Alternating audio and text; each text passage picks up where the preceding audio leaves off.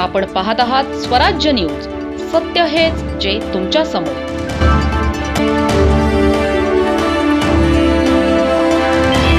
नाशिक जिल्ह्यातील प्रसिद्ध शक्तिपीठ सप्तशृंगी गड येथे दरवर्षीप्रमाणे यंदाही चैत्र उत्सव यात्रा मोठ्या उत्साहात साजरी होणार आहे.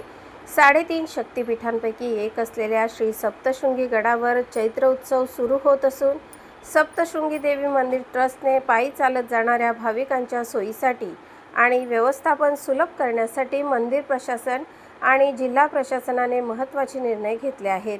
यंदाचा चैत्रोत्सव हा 26 मार्च ते 8 एप्रिल या कालावधीत आयोजित करण्यात येणार असून या काळात लाखो भाविक गडावर दर्शनासाठी जात आहेत.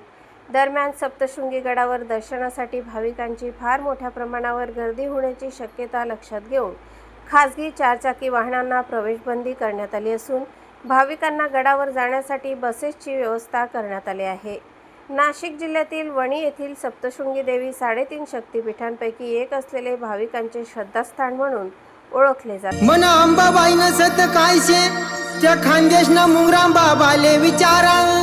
मना सप्तशृंगी माय नसत कायशे ते पाय पाय जाणारा भोळा भक्तेसले विचारा. बोल सप्तशृंगी माता की जय.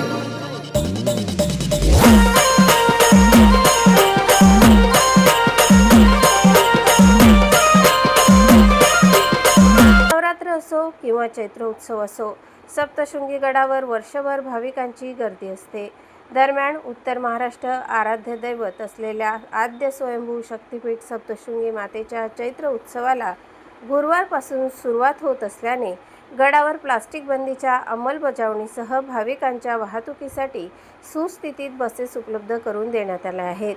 मार्च-एप्रिल महिन्यात रामनवमीपासून गडावर चैत्र उत्सवाला प्रारंभ होतो. हा उत्सव साधारणतः 10 ते 12 दिवस सुरू राहतो. या उत्सवात आईचं माहेर म्हणवल्या जाणाऱ्या खानदेशातून लाखो संख्येने भाविक गडावर पायी येतात. 250 ते त्याहून जास्त किलोमीटर पायी प्रवास करून आईच्या दर्शनास येणाऱ्या या भाविकांचा दर्शन सोहळा पाहण्यासारखा असतो. प्रतिनिधी गणेश शार्दूलसह स्वराज्य न्यूज, धुळे.